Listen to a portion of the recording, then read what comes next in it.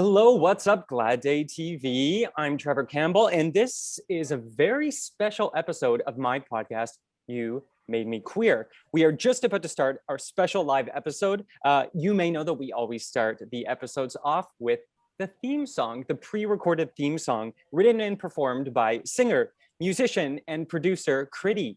But today we are being joined live via Zoom by Critty, who, by the way, fun fact, once had a job singing 1, 2, 3, 4 by Gloria Estefan and the Miami Sound Machine at a cottage country resort review show. You thought I wouldn't bring that up. So please put your digital hands together for the one, the only Critty.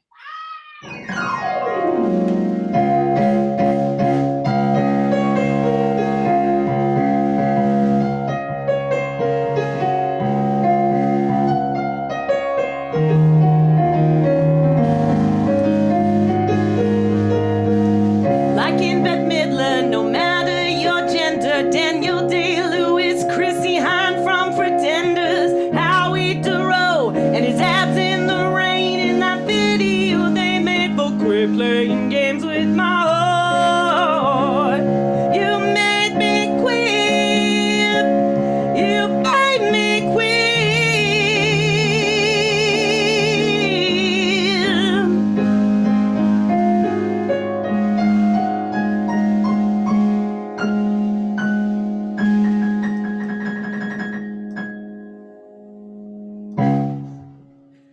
No one can say she doesn't know how to milk an ending.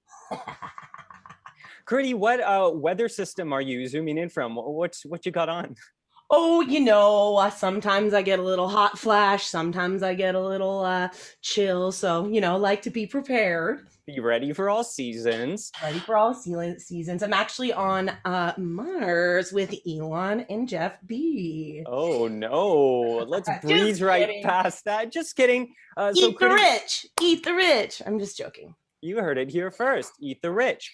Critty, you unfortunately are not our guest today, so I cannot give you too much camera time. It's fine. I am over it, and you have a fabulous guest, so I don't mind. I do, waiting in the Zoom wings. But before we say goodbye to you, and first of all, can we get some little reaction emoji for that theme song? Am I right or am I right? I know. Listen, Glad Day employees. I live for the emoji applause. I live for it. I see a little heart appearing. Thank you. Great. So, Critty, before we say goodbye, anything you want to plug? For sure. You can check out my band Lavender Bruisers. You can check it out on streaming services, but it would be super extra sweet if you checked it out on Bandcamp. So lavenderbruisers.bandcamp.com. You heard it here first, and second, lavenderbruisers.bandcamp.com. Critty, thank you so much. Thank you, Trevor, and thanks for being queer. Listen, couldn't stop if I tried. Okay, so hi again. I am Trevor Campbell, and this is You Made Me Queer, the podcast where, like a good Care Bear, queer people join hands and stare you straight down into a shame spiral. That's right. Every episode, I invite an LGBTQIA plus guest on to point the finger of blame, or two in this case, at who and or what made them queer. And today's no exception. That is what we are going to do. But first, hey, happy Pride. Are you watching this from a patio? Are you on the Glad Day patio, perhaps? Are you on a different patio? Are you inside? All of these are fine choices. I guess you can't answer me because podcasting is a one-way medium. And it's something I have to live with. I'm coming at you live, as I said, from Glad Day Bookshop, located in the heart of Toronto's queer village. And it is weird because there are people outside in a place that is not their home, and they're socializing with other people. And I don't know about you, but the sort of psychic drama of this is not lost on me, and I'm hanging on by a tiny little thread, so bear with me if things go fully off the rails. Also, you may not know this about Glad Day Bookshop, but it is the oldest operating queer bookstore in the world. If you have not been here, you should come here when it's safe to do so. Of course, you can also support them online. They sell many books, like the books pictured behind me. I will tell you more about this later on in the episode. So, as I said, this is my first live episode, and I've done special little air quotes, which you can't see if you're listening to this in a podcast, because we are doing this live I am the only person on the podcast in this space. We are connecting through Zoom. Critty was on Zoom. My special guest today will be joining us from an as yet announced sun-kissed location. I will give you that clue. It is sun-kissed and sort of like hard-boiled detective fiction noir lit. You will see what all of this is soon because of course we are live on Glad Day TV. Also, this is the second last show of season 1 of my podcast, You Made Me Queer, aka episode 19. So we will be wrapping up our first season next week with a very special surprise guest, and then coming back at the end of the summer with a whole new season on a network. Yes, that's right. She's a network girl now, or will be starting in August. But none of this matters yet because none of this is about our guest today. So my guest today, who will not be revealed yet, but I will give a short intro for, and then we'll pop onto camera. My guest today is Hana Shafi. Do you know Hana? You should. Hana, I've already said both versions. Hana will tell us which one it is. That's one of the cliffhangers, how you pronounce her name in mere moments. Hana is a writer and illustrator whose work explores themes such as feminism, body politics, racism, and pop culture. Her first book, It Begins with the Body, oh my God, I'm holding it right now, was listed by CBC as one of the best poetry books of 2018. And her second book is called Small, Broke, and Kind of Dirty, which apparently is so popular that it is nowhere in stock. So if you can find a copy, I encourage you to buy it as soon as possible. She's also very well known for her weekly affirmation series, but I would say probably most known as guest of episode 19 of the podcast, You Made Me Queer. So without further ado, please put your hands together for today's guest, the one, the only, Hana Shafi. Yeah. Yay! Hi. Hi. Oh my gosh. So I promise I'm great. How are you? Tell us everywhere you are, everything about you, and every pronunciation for your name. I'm in a very special room. It is like a detective noir. I'm feeling very forlorn. Not really. I'm actually just in St. Thomas visiting my partner's parents. So not as glamorous a location, but this is a great window. It's much nicer than the one in my own apartment. So I'm very happy about that. And the correct pronunciation is Hana. See, we're close. Hana with sort of a soft A. Exactly. Hana, so not as glamorous a location, but this is a great window. It's much nicer than the one in my own apartment. So I'm very happy about that. And the correct pronunciation is Hana. See, we're close. Hana with sort of a soft A. Exactly. Hana like honey. Oh. Sweet like honey. Shame on you. So St. Thomas, I'm not familiar with. What's something that St. Thomas is known for? St. Thomas is known for many years ago killing an elephant. Oh, I thought it was going to be dark when you paused. It's Jumbo the elephant. Jumbo the elephant was here. This is like a long time ago. I don't know. Wait, is Jumbo the elephant from Jumbo video fame? I don't know. It was like from this traveling circus. And Jumbo the elephant came, and then I don't know, something happened. I think they accidentally murdered Jumbo, and now there's like this big statue of an elephant in the town of Jumbo. But the statue is not like a tombstone. Jumbo's not buried beneath the statue. I don't think Jumbo was there, but there's this huge statue that's like rest in peace. Oh no. Rest in peace, Jumbo. That's a bummer. Have you been to the statue yet? I have been to the statue. I took a picture with it. I was like, this is Jumbo. Did a dark tourism there. Yeah, but other than that, it's just a small town. Well, listen, great. If anyone from the St. Thomas Tourism Board is listening, you have, I would say, most of your copy written for at least this summer and probably next too. Yeah.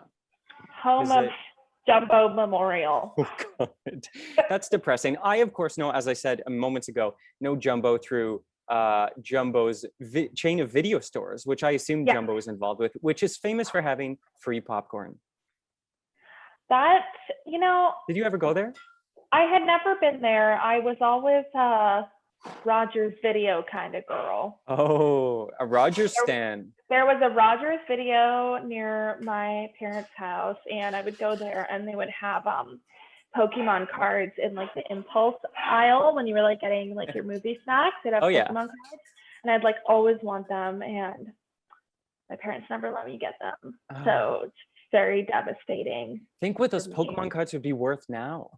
I know. I used to have a collection. I don't know what happened to it. I think my mom donated it when I was in high school, and I was like, "You what?" Those could be your millions. Think how many elephant statues you could buy with that. Exactly. I could have bought a house.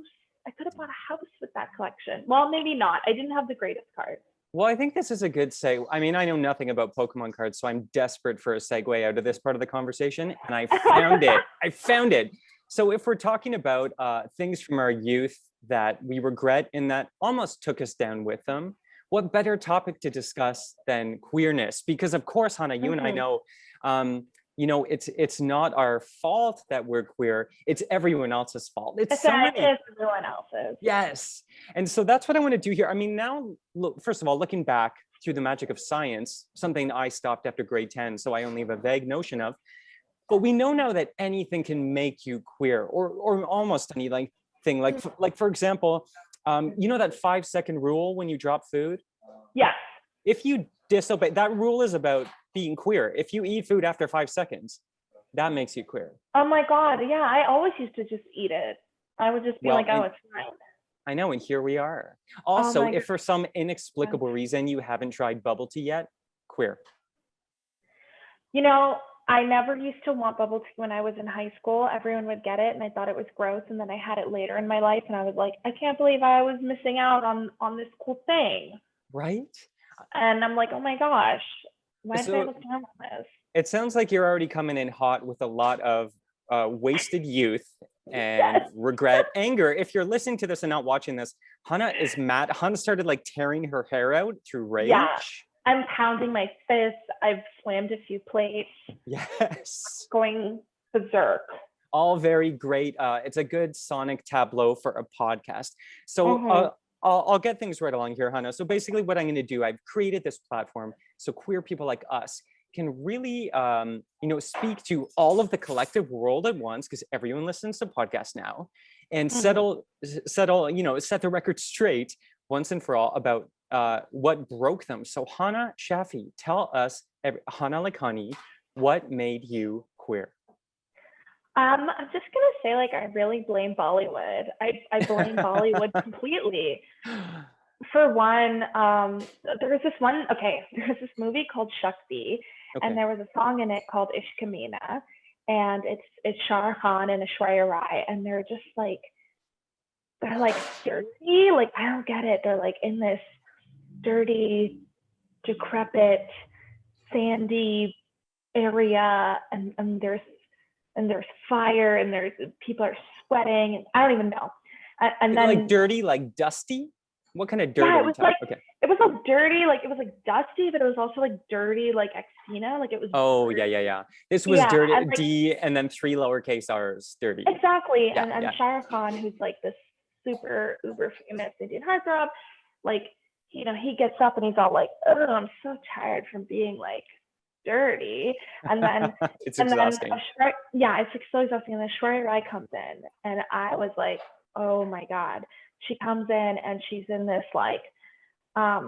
she's wearing Indian clothes, but she's not wearing the Indian clothes that I was allowed to wear when I was a kid, because this is a movie and she's a bombshell. So she's in the super slutty outfit, and she's in the black top and black bottoms, and her whole belly's showing, and she's got a little tattoo around her belly, and she's got this filthy hair, and she's all hey, and she just shows up, and I was and I think that was the moment.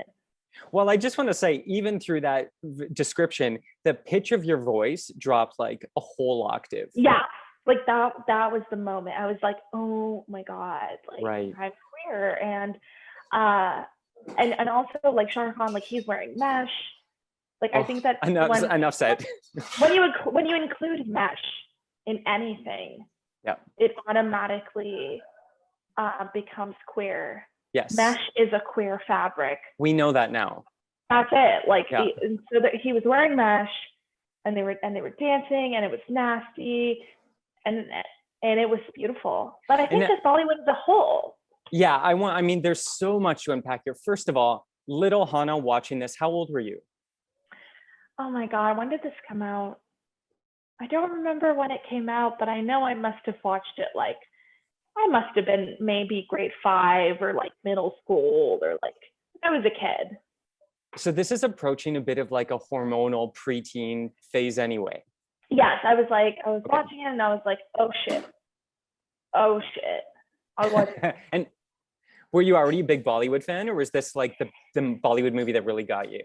I watched Bollywood a lot as a kid because my parents would always make me watch it with them. And like before, like now Bollywood is in a lot of the, like any regular like movie theater has it. But when I was a kid, you had to go all the way. So like my family's from Mississauga, and we had to go all the way to this movie theater that was like in Scarborough or something. Oh my and God, it was, like, that's across Toronto.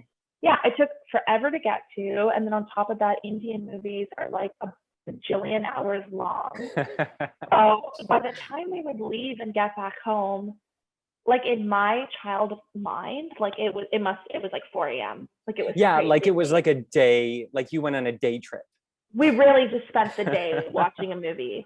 And so at the time, I was like, I hated going because it would just take forever, and my parents would drag me with them because obviously I couldn't be left just like at home.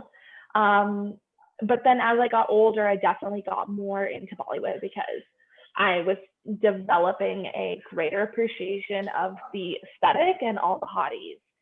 I was like, okay, wow, like there's actually a lot of good stuff going on here. Yes, especially when you're comparing it to, sorry. Like, for example, if I think of something similar that like North America was churning out that time, maybe like Julia Stiles and Save the Last Dance. Yeah, that's like, the thing. why would you watch that?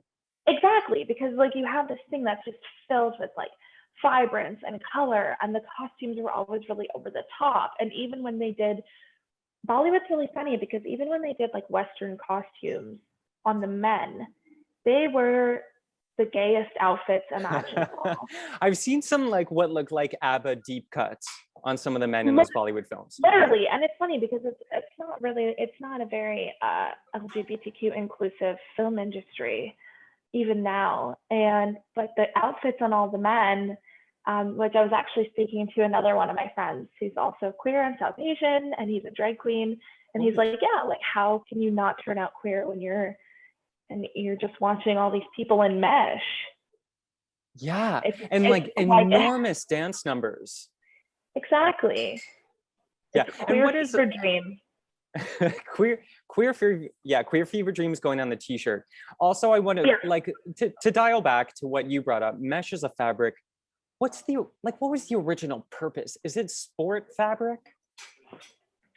I just feel like the original purpose was to be.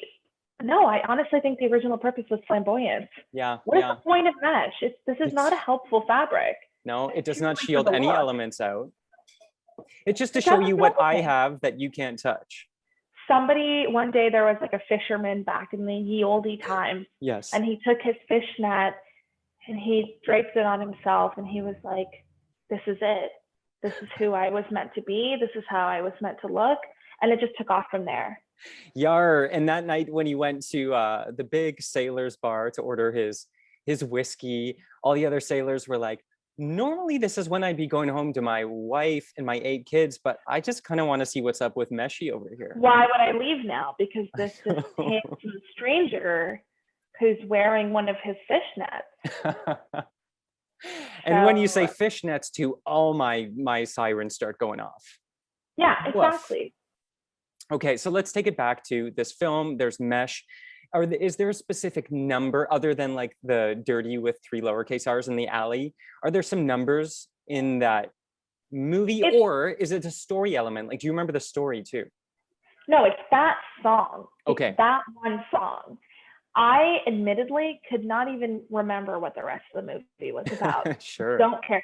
wasn't a very good movie. Bollywood's really interesting in that sometimes the worst movies are the ones with the best songs. And so this one had the best song. And I think also there was like, so she was wearing black. She was wearing like a black, I'm going to say crop top, but it's more like a bra. And, you know, her black skirt, which is, you know, super, super low cut. And I found that really intriguing too, because black is not typically a color that Indian clothes tend to come in. Indian clothes are very vibrant. They're, you know, reds and greens and oranges and yellows. And she's wearing black. And she's got, you know, black smudged around her eyes, and she's got her septum ring in, and she's got like a little like slutty tattoo around her belly button. It's like a reverse tramp stamp. I don't even know what it's called. On the front. Do you know what the tattoo was? It was just it was like a spiral or something. Oh. And I just remember thinking, like, she's nasty. Like, she's nasty. She has no rules. She's a nasty gal. Crazy. She's the nastiest gal I've ever seen. And I knew I had bonded with her in that moment. I was like, you're sexy and I love you and I want to be you. And something's happening with my hormones. Yeah, because I was going to say, what were you cognizant in that first moment? Was it, I want to be you, or I want to be with you, or both flavors? I think it was both. I think I was just so shocked. I was just like, oh my God. Yeah. Like, boom. Oh. And I think also for me, like, it encapsulated very much, like, because again, like, I think the time that I saw this was during ex-Tina phase. Yeah. For people not familiar, or for people born after, I don't know what, 2003 or something, ex-Tina is what secular people call Christina Aguilera. And she was a person who was famous. I think that she was kind of like a Disney tot who came into her sort of sexual awakening through this album called, well, the big single was called Dirty, which we've mentioned many times. And it was very scandalous at the time, because I mean, at that time, it was like pretty Puritan pop. Like Britney Spears singing about like, I'm a 16-year-old virgin sort of situation. So exactly. She went out of her way to also show that she was leaving Disney. So when Dirty came out, I mean, she went out of her way to be like, no, I am not pure anymore. In that music video, she's wrestling in some kind of underground filthy wrestling pit. She's in, I don't know, an abandoned bathhouse, just rolling around in that tepid water. Like she's doing all kinds of nasty stuff. There's people they're gyrating. You know, you watch it now from like a pandemic standpoint, and you're like, oh my God, this is really horrifying. I was going to say, this is the stuff we fantasized about at the time, and now we'll be afraid of for the rest of our life. Exactly. Not unlike casino buffets.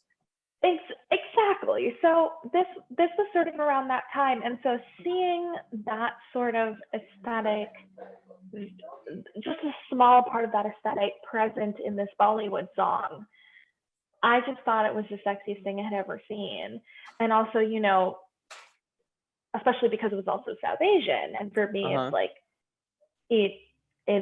there's a difference. Like you want something to affirm your queerness, but also like your queerness as a racialized person, and you want to feel that queerness present in your own culture, even if it's still considered taboo in your own culture. So yeah, it was a groundbreaking experience. And also ex-Tina, so at this point, so she had solidified, I'm nasty. Don't mess with me, I'm nasty. Yeah. and then the what's it, the VMAs? I think it was the VMAs. Yes, I know what you're gonna say. Yes, and Britney and Madonna kiss, but also ex-Tina and Madonna kiss. Yeah. And they're all just kissing, and it's very gay, and it's scandalous. And it was such a big deal for that time. But I think it shaped a lot of young millennial queers like myself. Yeah, I think you're right, because it's hard to imagine, because it was not that long ago, but we had so little queer representation. And when we did have it, it was usually very performative, just like that kiss was very queer, baity, and performative. But we didn't care. We didn't care at the time. You know, I was a kid. I had no idea that queer baiting was even a thing. So for me, it's just, oh my God, they're doing lesbianism on stage. That's Oh right. my God. It was such an intense thing. And I mean, it's like the closest thing that we had from that was like, we had that, which was like very raunchy. And then we had like Willow and Tara on Buffy the Vampire Slayer, which was that kind of the more like romantic, lovey representation of Yes. queerness, which was also a very standalone thing at the time, you know? 100%. That's funny because before we go to that, I was going to say a lot of your awakening sort of cues come from dirty things and things that were like very taboo, very like sort of breaking some kind of like safe ideal. So whether it be physical, like dirt on your body, or quote unquote slutty clothes like the sailor mesh, or women kissing on TV, things that were shocking. Things were shocking because now I feel like with young people they have like cartoons and like really awesome, like wholesome queer content. Yes. But for my generation and generations previous, wholesome queer content wasn't really a thing. Queerness was considered this adult thing that was not for children, even though there are children who obviously identify as queer because it's something that you're born as. And so we associated it with being taboo, with being shocking, and I think also there was this element of like, it's unclean and it's shameful. And so these taboo representations of queerness, it sort of was a way for us to reclaim that, like, yes, I'm gonna shock you and I'm gonna be super nasty, Yeah, that's a really good point because I grew up actually next door to you in Oakville, Southern Ontario. Okay. Yeah. As a young boy in a very Catholic household, and so queer anything was like maybe you stay up and it's on showcase after 11 p.m. when you're like alone in the living room, and it's like awful, very boring, very not really representative of you, but because it's the only thing, you're just like, oh my God, like this is and especially too when you watch it as a kid, or I don't know what you were told, but I was certainly told if you go down that long and winding queer road, it will lead you to hell. So already I knew my people were going to be the dirty folk. So breaking the taboos with queerness just felt normal, like they were interlaced. And we also I think we embrace that. We're like, okay, well, if this is something that you consider shocking and dirty, then I'm going to go out of my way to show how shocking and dirty it can really get. That's right. It's a form of protest. Also, just the late night showcase thing reminds me of when I was in middle school, my friends and I had a sleepover and we were channel surfing at night when we were not supposed to be. And we came on TLN. Okay. Was the, I think it stood for Latino Network. Oh yeah, they're all sluts. Everyone on that channel. Bring it. Super slutty channel. Loved it. Well, it wasn't slutty in the morning. In the morning, it was just like South American cooking shows and like the George Lopez show. But at night, TLN used to play softcore porn. And my friends and I discovered this, and we must have been maybe 12, 13, and we were like, oh. And we were titillated. Yeah. We were just titillated. We were like, oh my God. And like, I gotta say, in lighting, not unlike your lighting right now.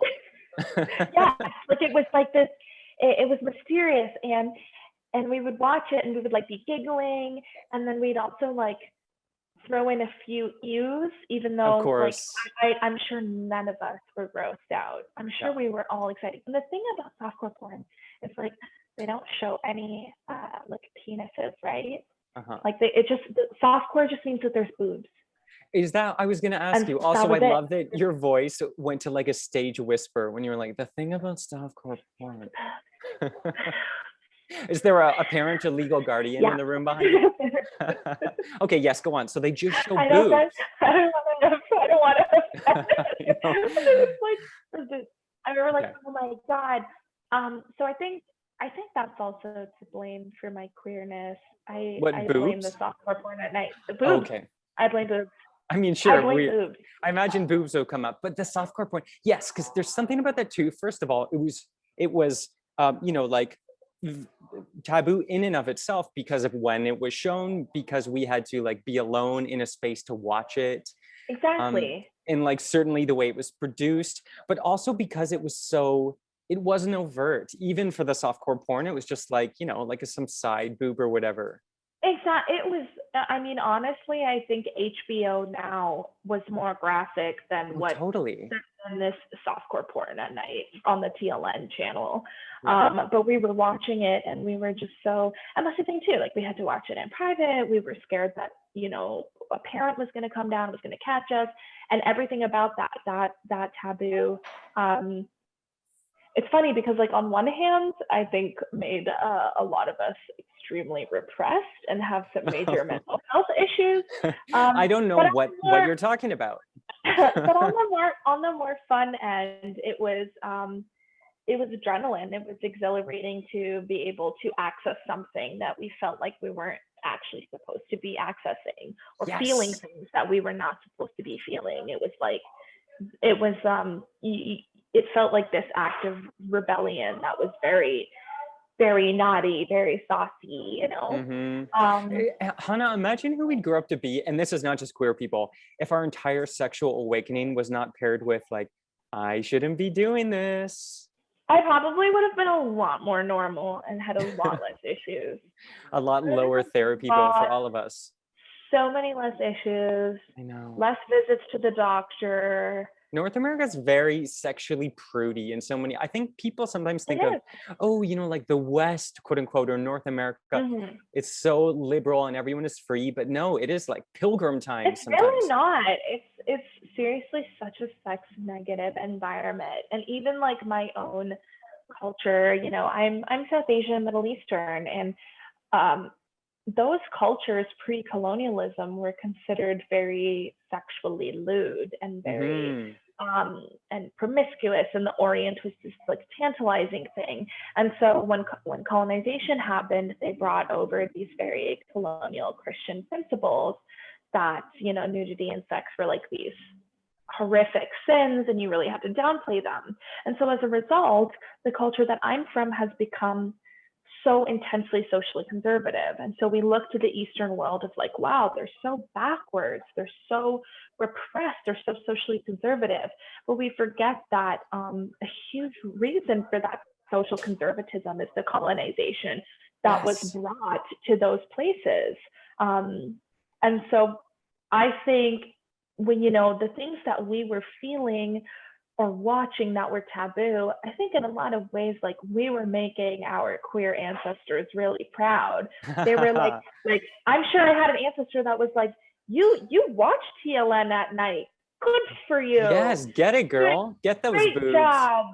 Look at them boobies, you know? That's a really good, such a good point. I lived in Tokyo for almost 4 years. And Japan too has a long history of, you know, gay is okay, actually. And then when the same thing, when they were, you know, they weren't colonized maybe in quite the same way, but there was a lot of colonial influence. It definitely has become, in some ways, a very socially conservative society. Not body, because I'll tell you that like nude hot spring is like alive and well. But as far as, you know, queer acceptance and things like that, queer rights are pretty behind, unfortunately. Yeah, I mean, Japan is such an interesting case because on one hand, you have a lot of very sexual art coming out of Japan. And even the ancient Japanese art is very sexual in nature, much like ancient Indian art. But again, there was that point where when Japan was transitioning out of feudalism into modern industrialism, when there was a heavy British influence, and that British influence was like, oh, actually, all of this is really, really wrong, and you should stop. And so it's interesting how those things have played out. So when a friend of mine went to Japan, I asked him, I want you to get me the weirdest porn that you can find. There's some weird ones. Porn. I said, I want something really weird. That's all I want as a souvenir. And he said, okay. And he brought me back this really bizarre like hentai comic. Is it And there tentacles? were like, There's lots of tentacles. there were no tentacles, but it was so funny because there were dicks everywhere. Like there were dicks everywhere. But they had this little like sensor bar. Yeah. But right on the tip. So you could still see basically everything. It was so funny. And honestly, it's one of my most prized possessions now because it's fantastic and strange, and it was picked out for me with love. He said he went into the quote unquote women's section of the porn place just to make sure that he was getting something for her. And I just thought that it was just so funny. That's my favorite thing. It's really interesting. I mean, we could talk about that more. If you're listening, you can Google about why those tiny little black bars are on things, because it's a really interesting history and other things are not covered up. But yeah, well, good for you. That's a prized possession. Don't let anyone throw that out. No, I'm not letting like anyone get their hands on that. It's so important. And I also love that idea, what you just said, that reclaiming or claiming for the first time your queerness is kind of an act of reclaiming your culture, which is so rad. Yeah, it is. I think we forget that like queerness or sexual fluidity, gender fluidity has always existed. And we just had the chance that we were born in a time where it was considered really taboo. But when we look at like ancient literature and art, they were real nasty back in the ye old days. Please. Christina Aguilera, eat your heart out, girl. I call anything in the past the ye old times. Yeah, with old with an OLDE. With the OLDE. And so around the time that brave queer fisherman first donned a piece of his fishnet, there was just a time when queerness was not so taboo. But for those of us who were born in this time, we have to rely on Bollywood and on Christina Aguilera to really help us figure things out. Woof, a part of our heritage. That's right. And then podcasts were invented, and you and I were able to funnel this anger towards something. So was it, so were those kind of the two primary things? You're saying that specific song from that Bollywood film, which everyone needs to go watch after they listen or watch this, and Xtina in the Dirty video. I think those were the two fundamental things. I mean, I'm sure if I thought long and hard, I mean, okay, like Buffy was big. Buffy comes up a lot in the show. It wasn't just that Willow and Tara were together, because obviously that's the big one. Is like, you know, Willow is clearly queer, though obviously it bothers me that there's a lot of bisexual erasure on that show, kind of. But I think like Buffy as a whole was just gay. Like there's, you know, there was witchcraft, there was hot people, hot girls, guys. There were people with secrets discovering powers, sort of blossoming. Yeah. Exactly. There was a lot of blossoming. You're right. A lot of blossoming. That's the coded word for it. Exactly. Buffy as a whole is gay. The other big one is the movie The Mummy with Brendan Fraser and Rachel Weisz. Oh, that was like before they were famous. Certainly for Rachel Weisz before she was famous. Yes, and I think that movie was truly bisexual in every way, because it was just filled with so many attractive people. I could hardly contain myself watching that movie. Okay, so are you like, what's your jam? Are you a Brendan Fraser, Rachel Weisz kind of gal? Brendan Fraser, Rachel Weisz. You have Oded. They did have the same haircut for a while. Sorry. Yes, you have Oded Fair as Artist Bay. You have gosh, I forget her name, but Anaxi Moon. She's wearing this like, I don't know, it's like painted on. She's got like gold paint on her, and she's basically naked. Oh my God, Rebecca Romaine is Mystique. Oh my God. Oh, I see. Okay. Mystique. Like okay. How could I forget about her? We're done from The Mummy. Okay, so let's quickly hit this, because I was also going to ask, do you have like a bandage fetish? But that'll be on the next episode. Okay, let's go to Rebecca Romaine in body paint. That I can't believe that I feel like that had to have been why so many people are queer. Yeah, I mean, I've definitely come out pretty queer, and even when I think about Rebecca Romaine, I kind of have to put my glass of water down and just be like, Yeah, like wait a minute. Rebecca Romaine embodied, and because I watched X-Men when I was a kid. I loved the cartoon, loved it to Yes. pieces, and then those movies came out, and like my parents let me watch them. It was X-Men, and they were like, "Oh, watch your comic book movies," and I'm like, "Okay." And I'm watching it, and Rebecca Romaine, she's flipping around, her titties are blue, like And that's really what it's all about. she had blue titties. Yeah, So blue tats. that's Also, about as gay as it gets. you're not wrong. Also, that movie, just like Buffy, has this sort of this big what's the word? What's the grade 9 English word I'm looking for? It has themes of sort of, discovering your true identity and how that is an Exactly. asset instead of something to be feared. Well, it's interesting because it's like in X-Men, The your metaphor. mutant powers come about when you hit puberty. Oh. Yeah, so it specifically comes about when you have all these like teenage hormones, and so There are in the no beginning X of that kids. movie, exactly, there's no like Okay. S babies, right? Which obviously like they're like little children are obviously you're queer your whole life. You just Yeah. don't necessarily come into realization of it. You're not shooting lasers out of your eyes while you're like 3 to 5. Exactly. Okay. But basically, in the beginning of the first X-Men movie in the early 2000s, was Rogue is like kissing a guy in her bedroom, and then she accidentally like sucks the life out of him because that's her mutant power. And Yeah. so literally, like she is experiencing an awakening during an early sexual experience.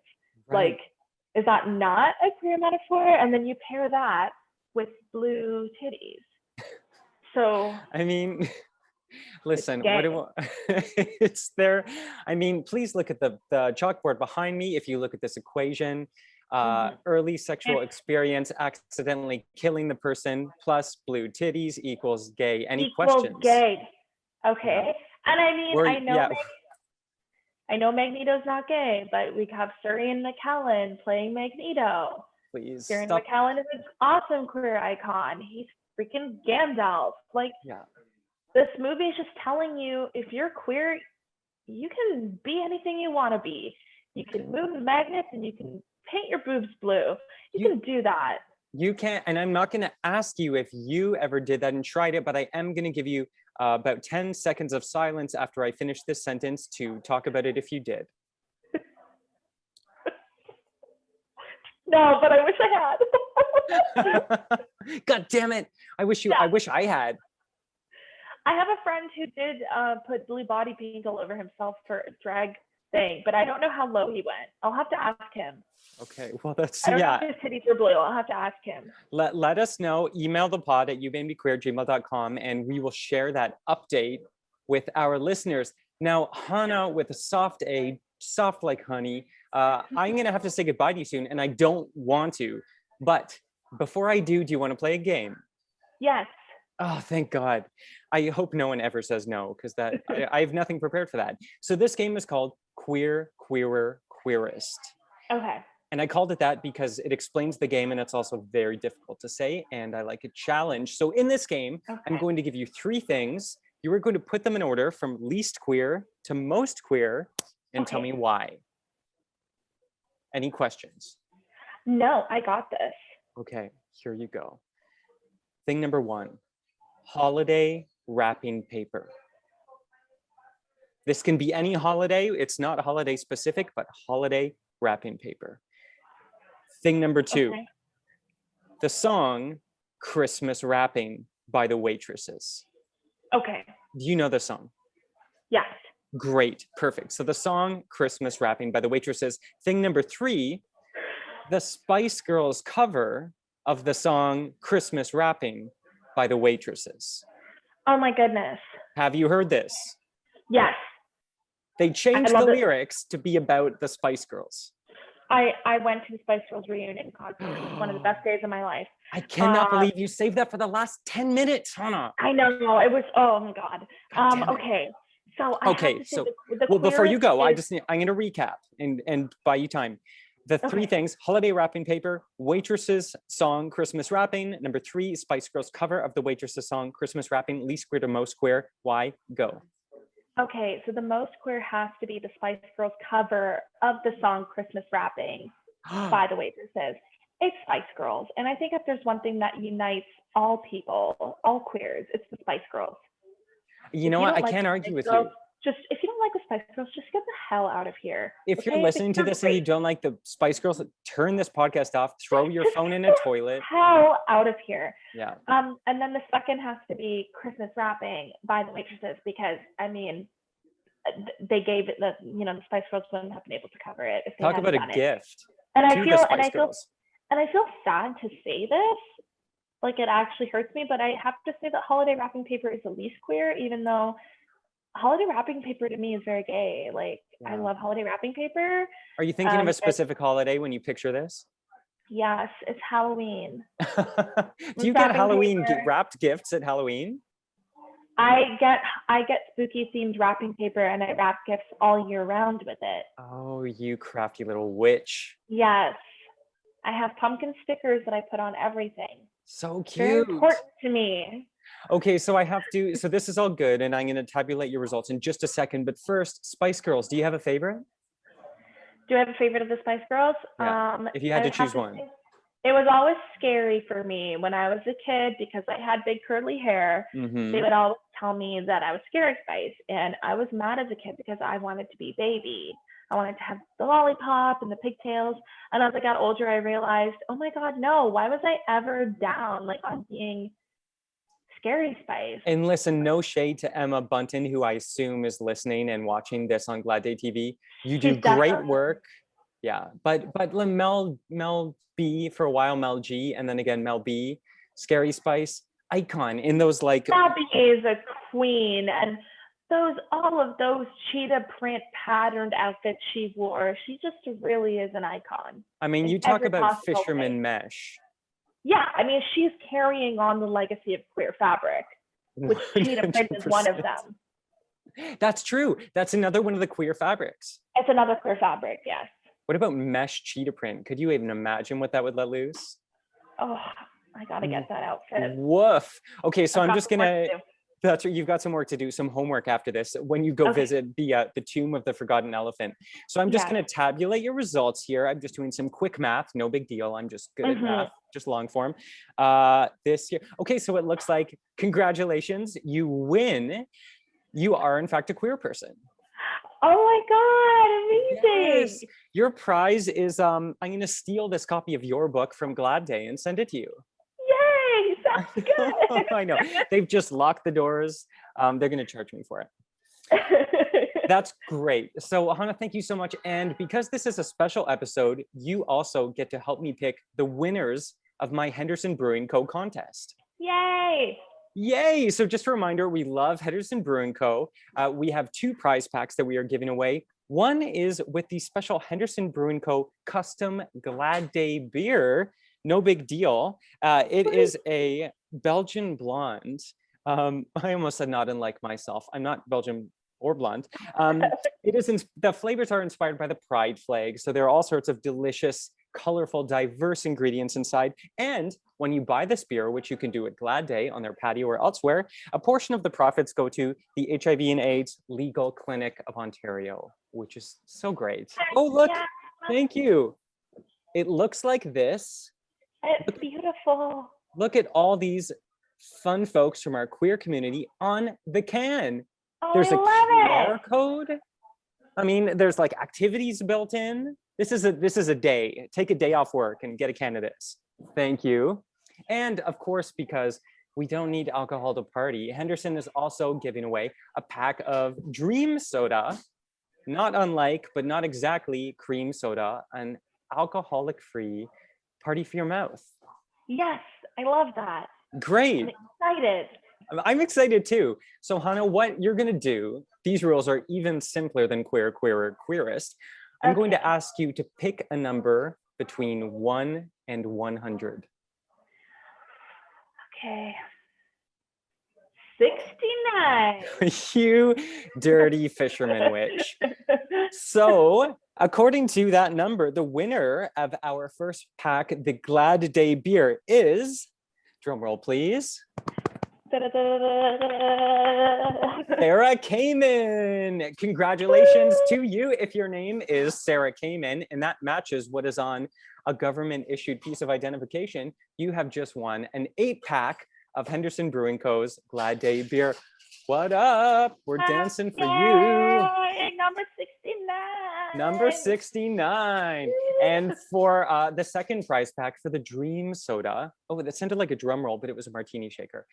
Hana, could you pick a letter between A and Z, Z for our American listeners? Oh, I'm gonna pick B for blue boobs.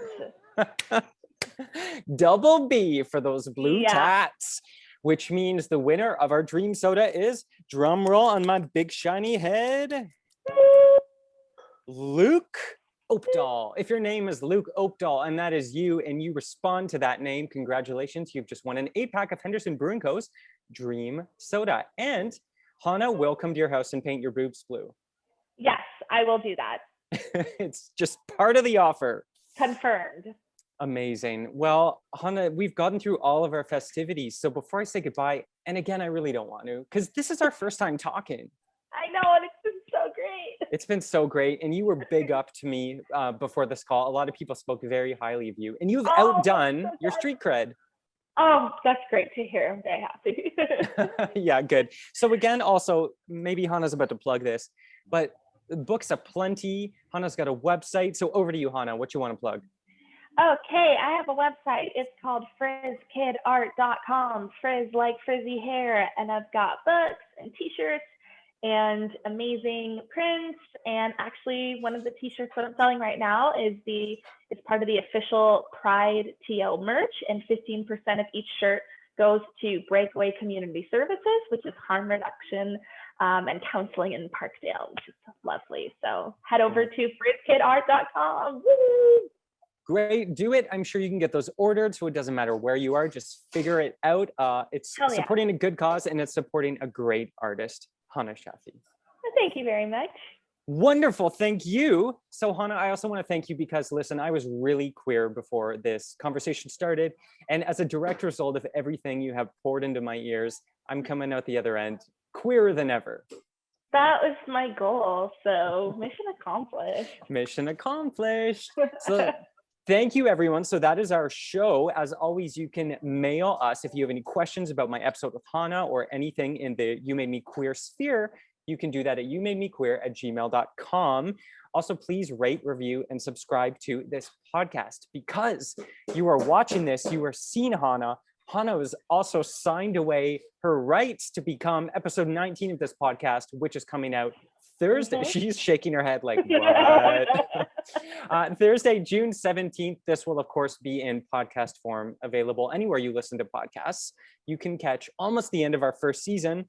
And when you rate, review, and subscribe to the podcast, a little chip in my brain gives me a pulse of endorphins and serotonin in my body.